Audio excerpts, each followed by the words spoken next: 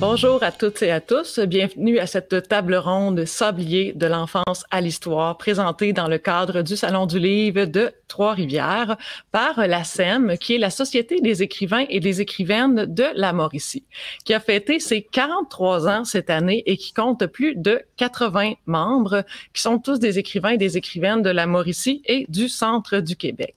On remercie par conséquent le Salon du livre de nous accueillir pour cette table ronde de la Société des écrivains et des écrivaines de la Mauricie, et je suis en compagnie de 3 de nos membres pour cette discussion sablier de l'enfance à l'histoire. 3 panélistes que je suis très heureuse de vous présenter dans un instant. Alors, table ronde sur l'histoire avec un grand H, histoire avec une lettre capitale et les histoires au pluriel également. Ce sont 3 auteurs qui écrivent autour de l'histoire. Donc, Yannick Gendron, historien, dont la plus récente publication est L'énigme de Trois-Rivières, qui est paru chez Perrault Éditeur.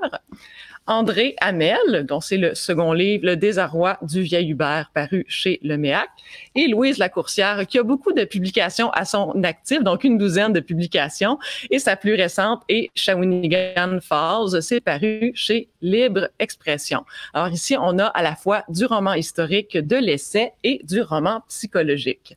Beau programme à l'honneur. Pour ce qui est de nos panélistes, alors je vais vous les présenter en ordre alphabétique. Nous avons Yannick Gendron, qui est historien et qui est l'auteur de L'énigme de Trois-Rivières, Théodore Bocard. Je vais vous remontrer le livre à l'écran, 1659 personnages clés de notre histoire. Alors, c'était le sous-titre du livre. Yannick est détenteur d'une maîtrise en études québécoises de l'Université du Québec à Trois-Rivières. Il a œuvré dans la Société d'histoire du Cap de la Madeleine, de la Société de conservation et d'animation du patrimoine de Trois-Rivières, qui est aujourd'hui Patrimoine Trois-Rivières, et à Appartenance Mauricie, Société d'histoire régionale. Bienvenue, Yannick. Merci, Magali. Ensuite, nous avons André Hamel, qui est né à Grand-Mère, où je crois il réside toujours. Il pourra peut-être nous parler de Grand-Mère plus tard dans cette table ronde.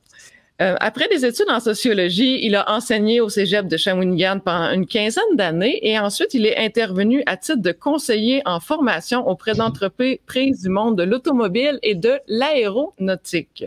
En 2017, il a publié chez Le Méac son premier roman, Mourir d'oubli, qui se passe à Grand-Mère d'ailleurs. Pourquoi est-ce que j'insiste sur Grand-Mère? C'est la ville de mon adolescence, donc quand même. Et bon, Shawinigan, tout ça, et Shawinigan étant au cœur de Shawinigan Falls. Alors, j'ai vu beaucoup de parallèles avec ces lieux-là qui me sont très chers. Après Mourir d'oubli, André Hamel a publié Le désarroi du vieil Hubert, qui est le livre dont on va parler aujourd'hui. Et il a aussi fait paraître des nouvelles dans Moebius et Le Sabord revue pour laquelle je travaille. Je peux pas résister à vous montrer le plus récent numéro qu'on a lancé mercredi dans le cadre du Salon du livre de Trois-Rivières. Le Sabord, dans lequel André a déjà publié. Louise Lacourcière, notre 3e panéliste, et d'ailleurs, je tiens d'emblée à la féliciter. Louise, elle vient de remporter un prix pour le livre dont on va parler aujourd'hui, Shawinigan Falls, le prix du livre de l'année hors excellence. Bravo, Louise, pour ce prix très mérité et qui s'ajoute à ton parcours avec plusieurs récompenses. Louise Lacourcière s'est fait connaître d'un vaste lectorat avec sa saga sur Anne Stillman McCormick et avec sa trilogie La Saline également. Et elle en est à une douzaine de publications. Si vous voulez vous procurer leurs livres, et puis ensuite on va commencer avec la discussion, leurs livres sont disponibles sur le kiosque virtuel du Salon du livre de Trois-Rivières. Dans le cas de Louise Lacourcière, ça se trouve au kiosque de Libre Expression. Pour André Hamel, Le Méac, et Yannick Gendron, c'est au kiosque de la Société des écrivains et des écrivaines de la Mauricie. En guise, pour commencer avec les échanges et questions, j'aimerais m'intéresser à la genèse de votre intérêt pour l'histoire. Qu'est-ce qui a donné le goût à chacun d'entre vous d'écrire de l'histoire? Dans le cas de Yannick, qui est même historien, donc c'est vraiment à fond dans l'histoire. Donc peut-être aurais-tu envie de commencer, Yannick? Qu'est-ce qui t'a donné envie de mettre l'histoire au centre de ta vie, de tes passions, et par la suite d'écrire sur celle-ci? En fait, c'est un héritage. C'est mon professeur d'histoire de secondaire 4, François Delagrave, qui était tellement passionné par l'histoire, qui avait une bonne façon de nous l'enseigner, de vulgariser finalement l'histoire, que c'est ce qui m'a décidé à me lancer là-dedans. Donc, c'est un héritage en quelque sorte que j'ai de mes anciens professeurs d'histoire et tellement fasciné aussi à découvrir puis à redécouvrir des nouvelles choses que c'est ce qui m'a orienté dans le domaine de l'histoire. À partir du moment où j'ai mis le pied dedans, j'ai pas pu m'en sortir. Intéressant. Je ne sais pas s'il y en a parmi Louise ou André qui ont même déjà envisagé de peut-être étudier l'histoire. Louise, peut-être?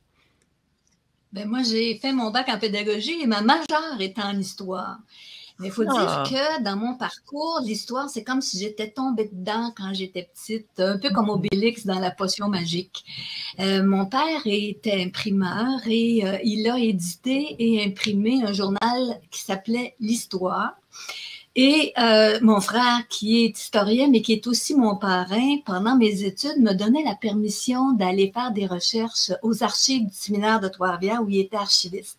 Alors, j'avais les mains là, dans les documents d'époque, j'adorais ça, j'ai vraiment adoré ça. Puis en dernière année de bac, j'ai eu Maurice Carrier comme enseignant. Alors, c'est un professeur qui m'a fait pleurer tant il mettait d'ardeur dans l'enseignement de l'histoire et en nous racontant des histoires comme Riel. Il réussissait à faire pleurer ses étudiants tellement on était dans l'émotion. Alors voilà, c'est ce qui m'a amené à m'intéresser. J'ai toujours été intéressée par l'histoire, bien entendu. Et c'est ma rencontre avec virtuelle, si on peut dire, à travers Personnes interposées avec Anne Stillman, qui m'a poussée à écrire en tenant compte du contexte historique.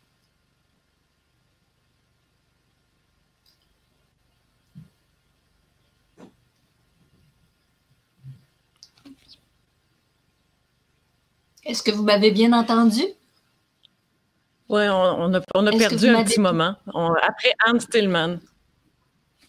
Ben, c'est beau. C'était pour dire que c'est à partir de là que j'ai pensé écrire dans un contexte historique. Oui. Mais vous avez compris l'histoire d'Obélix et tout, là. Hein? C'est bizarre, oui. Ah oui, bon. Alors on va poursuivre tout à l'heure dans les commentaires. André parlait de vaisseau virtuel. Alors on se sent bien justement dans un vaisseau virtuel comme ça avec la technologie et parfois ses aléas. Donc justement, André qui nous parlait de vaisseau virtuel dans les commentaires. Toi, ton intérêt pour l'histoire, comment ça s'est né et puis que ça s'est poursuivi par la suite dans ton premier livre notamment avec des chroniques, je trouve que c'est très palpable. Oui, je dirais que l'histoire est entrée dans ma vie peut-être par la petite porte d'une certaine façon, qui est une grande porte en même temps, qui est la porte du langage. C'est dans les mots, dans le fond, que j'ai découvert l'histoire. Quand je me suis rendu compte que tous ces mots que nous utilisons au quotidien nous viennent de tellement loin. Ces mots qu'on croit qu'ils nous appartiennent, en réalité, ce sont de vieux héritages. Prenons l'expression, je mettrai ma main au feu, j'en suis convaincu, je mettrai ma main au feu.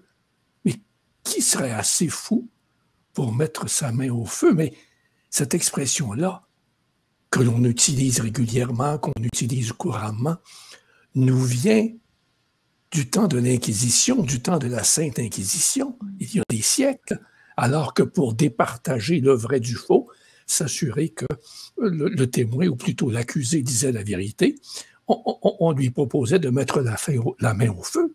Et si la main n'était pas brûlée, c'est qu'il disait la vérité, alors que s'il ne disait pas la vérité, il se brûlait. Donc, c'est à travers la langue, c'est à travers les mots que l'histoire est entrée chez moi. Et par la suite, elle est revenue pour essayer de trouver des traces de ce que j'étais comme produit de l'histoire. Ah ouais, non, c'est passionnant aussi comment des expressions vont traverser le temps, les siècles. Il y en a dont j'aimerais savoir l'origine, par exemple. Il vente à écorner les bœufs ou pour la journée d'aujourd'hui, il pleut à boire debout. Donc tout ça, ça s'inscrit appris dans l'étymologie. Puis la première personne qui a pensé à être haut comme 3 pommes, c'était extrêmement songé. Sauf que maintenant, c'est devenu un petit peu parfois des clichés, mais ça a traversé les siècles de manière et ça a marqué la mémoire durablement. Parlant de marquer Vous savez, la Ariane, mémoire, quand ils ventent très fort, mais André, vous savez, Ariane, que quand ils ventent très fort, on peut écorner les bœufs parce qu'il n'y aura pas de mouches qui vont se poser sur les plaies. Bon, voilà, j'ai ma réponse après tout ce temps. Merci André, merci beaucoup. Parlant d'ouvrages qui marquent durablement la mémoire, j'ai un grand plaisir à lire les 3 vôtres et j'aimerais que le public à la maison et vos lecteurs à venir partagent ce plaisir que j'ai eu à lire chacun de vos 3 ouvrages. Donc, je souhaiterais que chacun d'entre vous nous en dise davantage sur son livre respectif, oui, en regard de l'histoire, mais nous situer également qu'est-ce que ça raconte, que ce soit véridique ou fictif. Alors, Louise, est-ce que tu aimerais commencer avec Shawinigan Falls? Bon, le contenu de Shawinigan Falls, il faut savoir que Shawinigan Falls, c'est le dernier volet dans l'univers de la saline. Il y a 3 volets indépendants les uns des autres qui précèdent, plus la trilogie au total 2500 pages. Alors, j'ai voulu terminer cette saga-là en racontant l'histoire de Marie-Louise Pelletier, surnommée Loulou. C'est la fille du docteur Antoine Pelletier, qui est le héros de la saline qu'on retrouve depuis le tout début. Alors, j'ai voulu la montrer intelligente, débrouillarde et capable d'affronter son père parce qu'elle tombe en amour avec un certain Charles Adam. Mais Charles est le fils d'Eusèbe qui tient un alambic à Saint-Léon-le-Grand. Alors, imaginez la fille d'un médecin avec le fils d'une espèce de voyou. Le père ne voit pas ça d'un bon œil, mais Loulou prend les moyens, les grands moyens pour que son père accède à son désir qu'elle marie Charles. Et ils vont aller rester à Shawinigan Falls en 1910, au moment où cette ville qui a 7 ans explose avec les nouvelles industries, la Shawinigan Water and Power. Et on va voir évoluer ma Loulou. Dans ce contexte-là, on va être témoin de belles amitiés qu'elle va développer, mais aussi de problèmes qu'elle va rencontrer avec son Charles, un contrôlant qui, c'est pas un livre sur la violence conjugale, mais c'est un livre où on va retrouver de la violence conjugale. Heureusement, Loulou réussit à happer une main qui se tend et je pense qu'on la perdra pas. Oh non, un livre avec une belle intensité dans lequel le côté familial est particulièrement développé avec la généalogie. Je suis certaine que dans les autres livres qui participent à cet univers-là, on reconnaît tout plein de personnages. Alors, pour Shawinigan Falls, je vous l'invite à le découvrir. Merci Louise de nous l'avoir présenté. Alors, Yannick, pour ta part, tu t'es intéressé à un personnage historique méconnu. Je vais te laisser nous le présenter. Ben oui, en fait, je me suis intéressé initialement à qui est-ce qui a fondé Trois-Rivières. C'est ce qui m'a amené sur les traces, d'abord sur les traces de la Violette. J'ai eu la chance de faire un documentaire avec Pierre Saint-Yves à ce sujet-là. Depuis 2006, en fait, j'étais à la recherche de ce dit la Violette, mais je suis tombé sur un autre type qui s'appelle Théodore Bochart Duplessis et qui semblait avoir les caractéristiques d'un personnage d'un homme qui pourrait avoir les traits d'un fondateur. Ce qu'il faut savoir, c'est que Monsieur de la Violette, ou le Sieur de la Violette, comme les gens l'appellent, est un illustre inconnu de notre histoire et seul un document atteste de sa présence à Trois-Rivières et c'est le catalogue des trépassés. Alors, je me suis lancé sur cette piste-là et je me suis dit, on a un personnage qui s'appelle Théodore Bochart qui fréquente Trois-Rivières au même moment où la Violette l'aurait fréquenté, c'est-à-dire de 1634 à 1636, et qui va jouer un rôle de leader, en quelque sorte, du côté de Trois-Rivières pendant ces années importante de la dite fondation, parce que cette fondation-là, c'est pas une vraie fondation. Hein. Il faut savoir que Trois-Rivières au croisement de la rivière Saint-Maurice et du fleuve Saint-Laurent existe depuis fort longtemps. C'est un endroit qui a été cartographié pour la première fois en 1601, qu'on a identifié comme Trois-Rivières déjà dès 1601, et qui était un point de rencontre par les communautés autochtones de l'époque pour faire des échanges. Donc, je me suis lancé sur la piste de ce Théodore Bochart qui n'était pas connu des historiens au Québec, pas du tout. Et j'avais un champ ou à défricher, une forêt à abattre pour réussir à trouver les informations sur cet individu-là qui s'est révélé être un protestant dans un monde de jésuites et de religion et de guerre de religion. Donc, il va passer son temps en 1634 à 1636 à faire des allers-retours avec la France pour rapporter les fameuses fourrures, mais il va quand même laisser une empreinte assez importante du côté de Trois-Rivières et on parlera beaucoup de lui dans les relations des jésuites. Et ce qui est intéressant dans le cas de mon personnage, c'est que j'ai pu poursuivre ma recherche jusqu'en France, le suivre sur les traces et même découvrir l'endroit où il a demeuré un instant, le château de Cornoux, dans le Loiret. Donc, j'ai eu l'opportunité de me rendre à ce château-là et puis de voir de quelle façon ce Théodore Bochart-là s'est illustré aussi dans la marine, la toute récente marine française établie par le cardinal de Richelieu. Et le livre explique un peu les débuts de sa vie, de sa naissance, à sa présence dans la colonie, jusqu'à sa carrière militaire et son décès. Donc, j'ai réussi à boucler la boucle avec Théodore Bochart dans ce livre qui était une véritable aventure, qui était une véritable enquête historique. Oui, on sent bien l'enquête historique. C'est très exhaustif, je trouve, bien documenté. On sent la recherche de l'historien là, qui est intrinsèque et inhérente. Et puis chacune avec les documents qui sont commentés pour justement mettre en lumière ce personnage qui gagne à être connu. Et puis Louise l'a recommandé aux prescriptions littéraires de l'Association des libraires cette semaine, mardi, si ma mémoire est bonne. Donc Louise, t'as lu récemment ou moins récemment, mais à tout le moins, c'est sûr que ça l'a marqué très positivement, de là sa recommandation. Quant de ton côté, André, Le désarroi du vieil Hubert, qui est ton deuxième roman, qu'est-ce que ça raconte? C'est l'histoire d'un vieil homme. C'est facile pour moi d'écrire l'histoire d'un vieil homme, ça va de soi. C'est Hubert, c'est un homme qui est vieux, mais au moment où je le raconte, il ne le sait pas encore. Mais il l'apprend le jour où il se rend compte qu'un de ses vieux amis est parti vivre en résidence pour personnes âgées. Et là, c'est un choc. Il se rend compte qu'il est vieux et il se demande s'il n'a pas passé à côté de sa vie.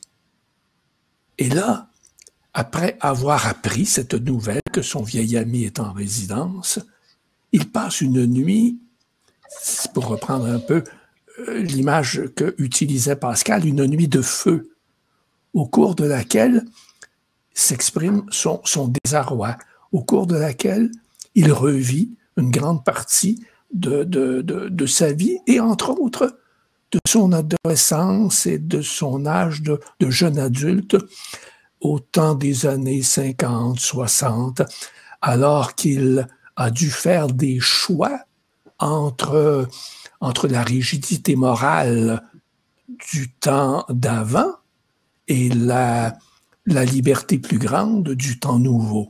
Et il a fait certains choix durant cette époque de sa vie, et il a l'impression d'avoir vécu sa vie au bord de sa vie. Et je le mentionne en exergue, je cite Hermann Brock, qui y écrit dans La mort de Virgile, « Il n'avait fait que marcher au bord de ses champs, il n'avait fait que vivre sa vie au bord de sa vie. » C'est le constat qu'il fait.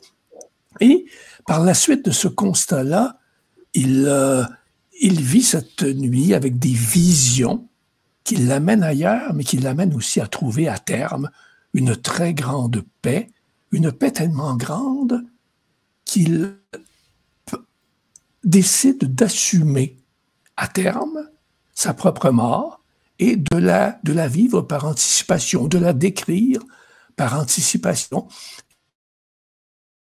Et le dernier chapitre, il le décrit avec une grande paix, une grande quiétude, ce que sera éventuellement sa mort. Et là, il y a un deuxième exergue qui résumait ce chapitre-là, qui disait « Vivre sa vie en rêve et pour de faux, c'est toujours vivre sa vie ».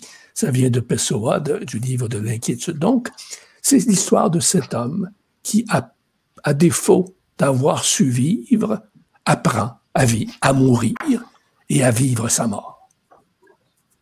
Ah oui, le tout, alors qu'on sent comme la hantise de la retraite. Il voit son ami qui se retire et puis là, à ce moment-là, la plongée dans les souvenirs. Puis le tout avec une grande érudition puis une écriture somptueuse qui est celle d'André Hamel dans Le désarroi du vieil Hubert.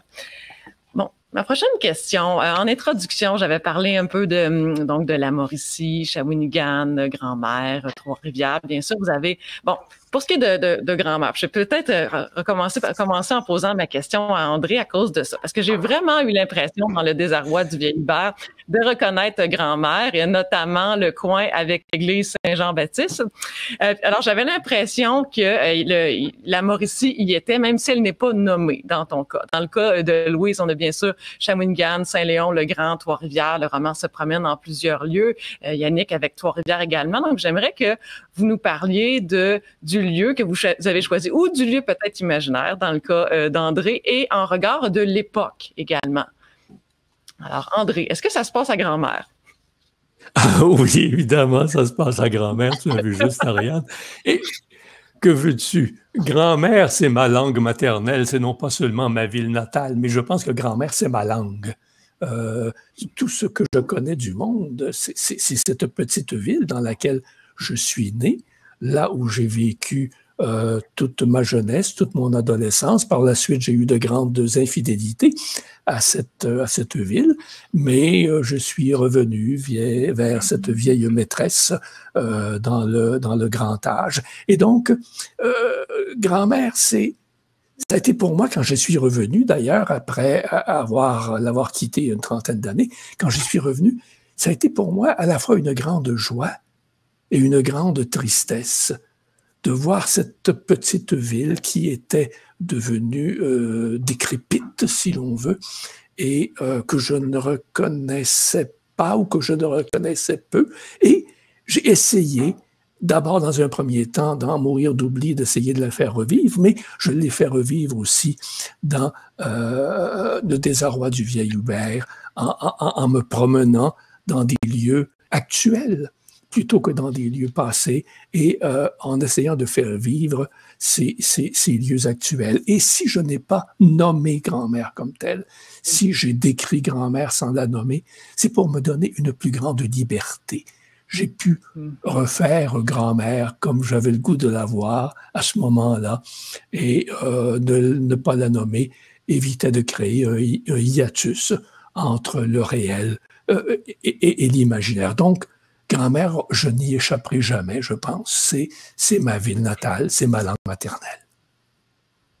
Je vous comprends. Je pense que j'échapperai jamais non plus à Grand-Mère, qui est la ville de mon adolescence, grande pile étant celle de mon enfance. Et puis, on a l'impression d'arpenter un Grand-Mère du passé, puis aussi un Grand-Mère alternatif en même temps. Donc, Grand-Mère étant maintenant reliée à Shawinigan, j'enchaînerai avec Louise et Shawinigan Falls. Donc, on est 1909, 1910. Parlez-nous un peu de Shawinigan, Saint-Léon-le-Grand, Trois-Rivières à cette époque-là, dans le roman. Veux-tu savoir pourquoi j'ai choisi 1909-1910? C'est directement relié à mon histoire personnelle. OK? En ce sens que j'ai connu mon amoureux quand j'avais 17 ans et demi. C'est l'homme de ma vie, avec qui je vis encore aujourd'hui, Pierre. Et je me souviens très bien des sentiments qui m'animaient. Je me souviens très bien de la teneur de nos conversations et tout ça. Et pour moi, c'était facile de transposer ça dans ma loulou en étant bien prudente pour ne pas créer d'anachronisme. Mais on sait que les émotions, c'est intemporel. Alors, j'étais capable d'animer ma loulou de façon intérieure, si tu veux. Shawinigan Falls, vous savez que ça s'est appelé Shawinigan Falls jusqu'en 1958, jusqu'à ce que la Société Saint-Jean-Baptiste interfère pour dire là, le Falls, ça suffit, on va nommer notre ville Shawinigan. Le comité de toponymie a accepté la proposition et à partir de 1958, Shawinigan Falls est devenu Shawinigan. J'ai choisi la ville de Shawinigan, ma ville natale, dont je suis très fière. Je l'ai choisi à un moment précis, en juillet 2017, au moment où Patricia Powers me faisait une entrevue au Parc Saint-Maurice dans une activité qui s'appelait Bibliovent. Et là, j'ai senti, je savais que j'écrirais l'histoire de Loulou. Et là, j'ai vraiment senti que cette histoire-là devait se passer à Shawinigan. Puis en même temps, je me suis dit, hey, Shawinigan. Shawinigan est né en 1901 avec, ça a été des débuts fulgurants, foudroyants, le développement de Shawinigan. Vous savez que Shawinigan a même été dessiné sur papier en 1899 avant même qu'il y ait une seule rue officielle dessinée, pour le vrai. C'est une compagnie de Montréal la compagnie Pringle, qui a dessiné Shawinigan, le bas de la ville qu'on appelle la Pointe-à-Bernard, exactement en copiant Manhattan de New York. Alors, on a une Fifth Avenue, la 5e rue, on a une rue Broadway, on a un beau parc qui a été dessiné par le même architecte que Sanford Park. Alors, il y a plein de raisons, j'avais plein de raisons pour choisir Shawinigan et j'en suis bien heureuse. Et merci d'avoir, c'est communicatif, ton enthousiasme pour Shawinigan de l'époque et d'aujourd'hui, bien entendu, dans Shawinigan Falls. Bon, Yannick, de ton côté, donc on est dans le Trois-Rivières de la première moitié du 17e siècle. Alors, j'aimerais t'entendre là-dessus en regard de ton livre. Oui, ben, en fait, souvent les gens m'interpellent et me disent, tu dois être trifluvien de naissance. Eh bien non, je suis de la Côte-Nord. J'ai été transplanté à Trois-Rivières quand j'étais tout jeune. Par contre, j'étais du côté de Cap-de-la-Madeleine avant la fusion en 2002. Trois-Rivières, quand même, c'est une mystérieuse entité. Et c'est ce qui m'y a fait m'intéresser à la naissance de cet endroit-là. J'ai un petit côté provocateur, puis j'ai toujours le goût d'aller plus loin de ce que les livres nous apprennent. J'ai le goût d'aller dans les archives pour aller voir de quoi il s'agit vraiment. J'ai le goût de remettre en question. Je doute beaucoup des affirmations de nos historiens. J'ai douté beaucoup quand j'ai fait ce livre-là aussi, de mes propres affirmations. Je me suis rendu compte que Trois-Rivières cachait encore des mystères. Et ça m'a permis justement d'aller débusquer ces mystères-là et essayer de trouver des solutions aux questions qui étaient posées depuis fort longtemps. Oui, je me suis en quelque sorte amouraché de cette ville-là, qui est Trois-Rivières, qui est le grand Trois-Rivières d'aujourd'hui. Et puis, depuis ce temps-là, j'ai eu longtemps l'impression que je faisais de la petite histoire, parce qu'on parlait d'une ville, qu'on parlait d'une localité, d'un petit milieu, mais avec mes recherches, mais également les lectures que j'ai faites d'autres historiens de Trois-Rivières, je me suis rendu compte qu'on avait encore une histoire, on avait une belle histoire, on avait une histoire encore à défricher, une histoire à fouiller, une histoire à partager. Donc, c'est ce qui a fait en sorte que probablement que l'ensemble de mes travaux qui vont suivre vont porter sur Trois-Rivières parce qu'on n'en parle pas assez. Oh, c'est indéniablement de la grande histoire que tu nous proposes ici dans l'énigme de Trois-Rivières. À découvrir, bien sûr. Alors, histoire, j'aimerais en savoir plus sur, d'après vous, les défis spécifiques qu'on va rencontrer lorsqu'on écrit de l'histoire, que ce soit dans des essais ou des romans historiques. Comment on fait pour que le lecteur se sente comme s'il était dans la première moitié du 17e siècle, comme pour qu'il se sente au début du 20e siècle, dans les années 60? Quels sont vos trucs? On pourrait commencer avec Louise. Bien. Moi, je pense que l'important, c'est de bien se documenter. Moi, j'ai à cœur de rédiger non pas des romans à saveur historique, mais des romans historiques et que tout ce que le lecteur peut vérifier soit bien documenté. Je vais ouvrir une petite parenthèse pour vous dire que j'ai toujours un historien conseil, si vous voulez, dépendant du sujet, dépendant de l'endroit et tout, et que Yannick a été mon historien conseil lorsque j'ai écrit Vent du large, qui se passe beaucoup à Cap-de-la-Madeleine et à Trois-Rivières. Et on m'avait dit, puis je le savais parce qu'on avait siégé ensemble, imaginez-vous donc, au conseil d'administration, tu te souviens Yannick, au conseil d'administration du 350e de la ville de Cap-de-la-Madeleine. Tu étais étudiant, je me demande si tu n'étais pas étudiant à ce moment-là, en tout cas, tu étais jeune en titi. Il était dans la vingtaine. Alors, quand Yannick a été mon historien conseil, concernant Vent du large, on correspondait beaucoup par courriel. Hein? Alors, je lui envoyais mes questions, puis plutôt que de me donner seulement des réponses, imaginez qu'il numérisait des documents pour que j'aie la preuve à l'appui. À ça, j'ai énormément apprécié. Donc, pour moi, aller aux sources. Par exemple, les journaux d'époque nous donnent une information extraordinaire sur ce que les gens vivaient, sur leur niveau de langage, par exemple, et tout ça. Et pour écrire, par exemple, Shawinigan Falls, je me suis beaucoup inspirée du Devoir. Vous savez que le Devoir est venu au monde en janvier 1910. Alors, on était à ses tout débuts. Et comme le père de Loulou est médecin, ben, j'ai fait en sorte qu'il s'était abonné au Devoir et que Loulou, même adolescente, s'intéressait au Devoir. Il y avait la presse aussi qui nous donnait énormément d'informations et le bien public qui est apparu à peu près dans ces années-là. Puis le bien public, lui, c'était le journal de l'évêché de Trois-Rivières. Fait que c'est sûr qu'on avait une information, moi que je dis un peu biaisée. Mais en additionnant les journaux alentours, bon, on réussit à avoir quand même une information qui se tient. Donc, le défi, c'est ça que tu me demandais, hein? C'est ça que tu demandais, le défi. Le défi, c'est l'anachronisme. Ça, c'est le piège dans lequel on peut tomber lorsque on tricote une histoire avec l'histoire. L'anachronisme, ça me tente tellement de vous donner un exemple d'anachronisme. On peut donner un exemple. Ça nous tente tellement de l'entendre. Bon, alors, supposons, je vous dis, exemple, à Shawinigan. J'écris 2 îles recouvertes de sapins et d'épinettes et une 3e à l'arrière-plan empêchait momentanément d'observer la rive du côté d'Almoville. Dans la même journée, je trouve ici et là dans le passé de Shawinigan, je lis ce qui suit. Les conifères plantés sur l'île Melville ont à peine 2 pieds de hauteur.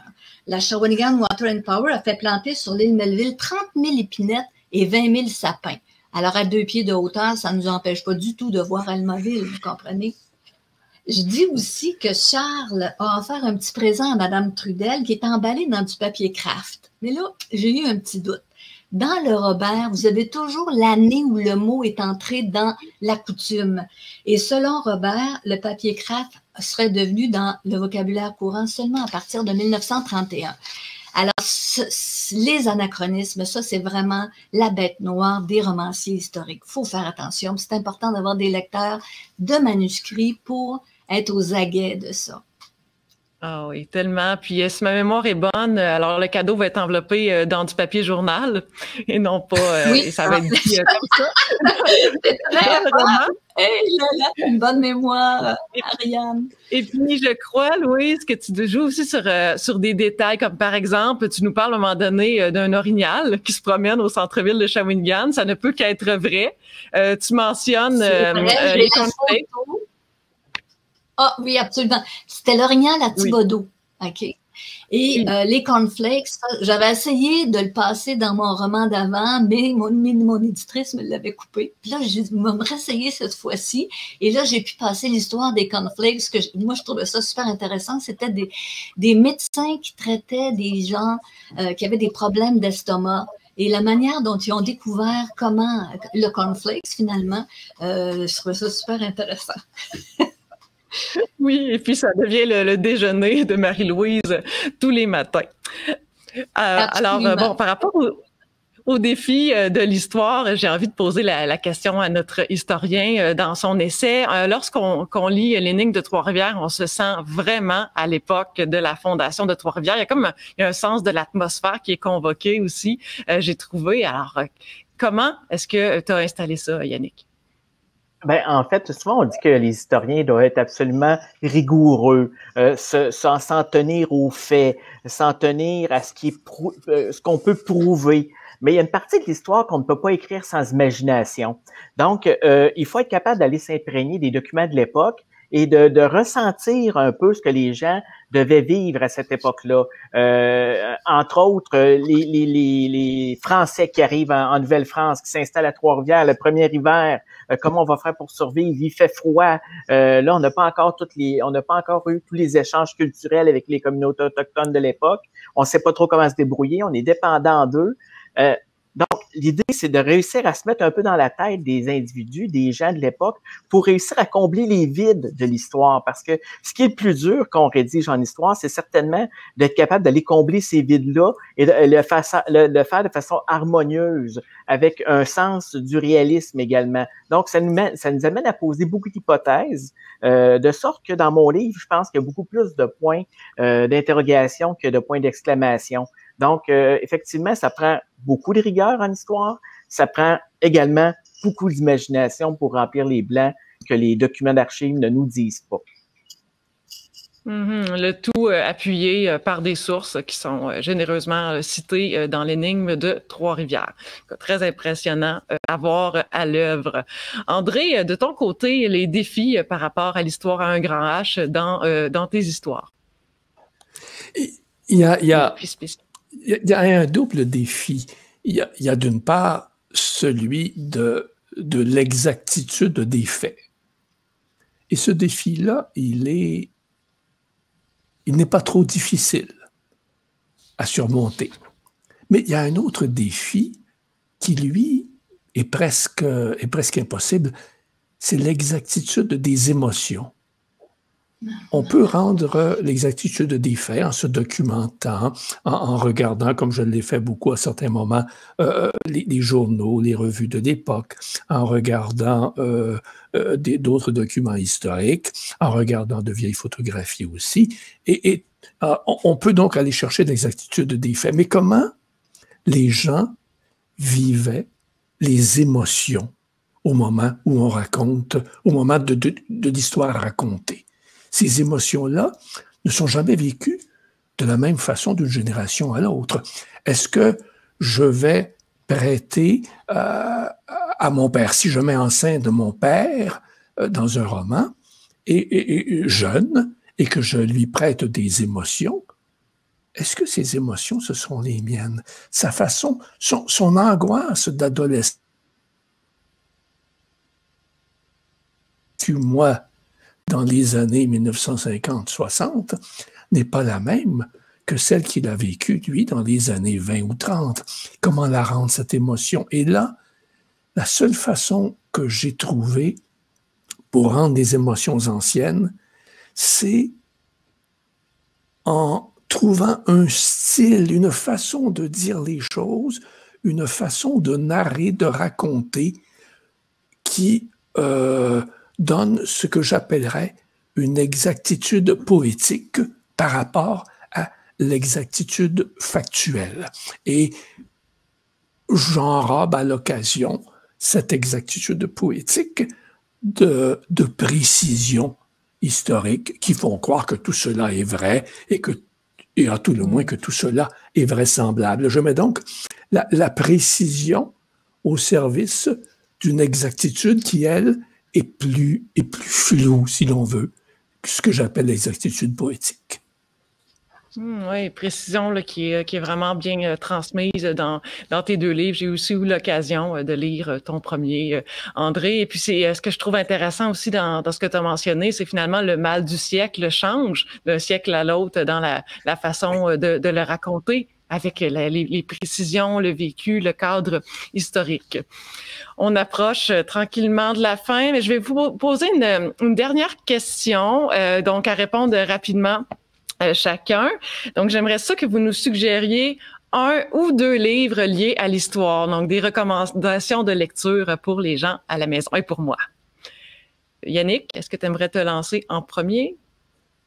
Oui, ben en fait des classiques, mais ce qui me rapproche, qui peut rapprocher les gens davantage de l'histoire, je pense que c'est encore d'actualité, c'est la fameuse Histoire populaire du Québec de Jacques Lacourcière, qui est une façon qui a été produit également en mini-série. Donc cette collection-là d'Histoire populaire du Québec va vous amener à aimer l'histoire, à vouloir en consommer, puis à rechercher dans vos familles les souvenirs qui se rattachent à cette histoire-là. Ça va peut-être développer des discussions aussi. Donc, j'aurais ce livre-là ou ces livres-là, l'Histoire populaire du Québec de Jacques Lacourcière. Génial. J'espère que vous avez pris des notes. Alors, moi aussi, j'ai crayon et mémoire. Je vais prendre plein de notes tout de suite après notre entretien. André, en termes de ton côté, aurais-tu des suggestions de livres liés à l'histoire à nous faire? Je proposerais un classique du 20e siècle, qui est La mort de Virgile de Hermann Bloch. C'est vraiment un livre exceptionnel. C'est un jour et une nuit dans la vie de Virgile, son dernier jour, sa dernière nuit. Il arrive de Grèce à Brindisi et durant la nuit, il vit une nuit terrible où il se demande s'il ne détruira pas, ne brûlera pas son œuvre maîtresse qui est l'Énéide, ce grand poème hommage à la fondation de Rome. Et on le convainc le lendemain de ne pas brûler son œuvre. Mais tout ça, c'est une journée à peine. Mais c'est superbe, c'est beau, une écriture qui vous porte. Et vous êtes rendu à Rome, vous êtes rendu dans les rues, pas à Rome, mais à Brindisi, dans les ruelles près du port. C'est inimaginable, ce voyage que l'on fait avec Hermann Bloch dans La mort de Virgile. Ça donne vraiment très envie de le lire pour ceux qui ne l'ont pas fait encore. Louise, de ton côté, à part avoir envie de lire les suggestions de tes co-panélistes, qu'est-ce que tu nous recommanderais comme lecture historique? Yannick, il a fait battre mon petit cœur en parlant de mon parrain. Hein? Bon. Moi, je pense que l'un des romans historiques qui m'a le plus touchée, c'est Les Mémoires d'Adrien de Marguerite Yourcenar. C'était mon deuxième choix. Pour le vrai? Ah, mon premier, c'était Les Rois maudits de Maurice Druon. OK? Si vous avez beaucoup de temps, ça nous amène avec l'histoire de la France jusqu'à la guerre de 100 ans, à partir de Jacques de Molay qui a été immolé, le Templier qui a été immolé. C'est vraiment extraordinaire. Mais Les Mémoires d'Adrien, ce qui m'a vraiment frappé, c'est que c'est écrit au jeu. Donc, Marguerite Yourcenar est à l'intérieur d'Adrien pour raconter son histoire. Et cet humaniste qu'est Adrien, elle nous le fait voir du dedans. Puis moi, j'ai eu la chance d'aller visiter la villa d'Adrien un petit peu en dehors de Rome. Là. Et dans cette maison-là, Adrien est encore là, mais l'histoire de Marguerite Yourcenar est encore en moi. Merci Louise. Alors, on doit refermer la table ronde. C'était passionnant. Alors, merci d'avoir assisté à Sablier de l'enfance à l'histoire. Merci beaucoup à mes chers panélistes. Louise Lacourcière, je vais montrer vos livres avec Shawinigan Falls, Yannick Gendron, L'énigme de Trois-Rivières, André Hamel, Le désarroi du vieil Hubert. Merci au public, aux membres de l'ASEM. Merci au Salon du livre de Trois-Rivières pour cette table ronde. Vous pouvez courir la chance de gagner l'un des livres de nos panélistes dont on a parlé sur le site du Salon du livre. Vous irez voir en ligne.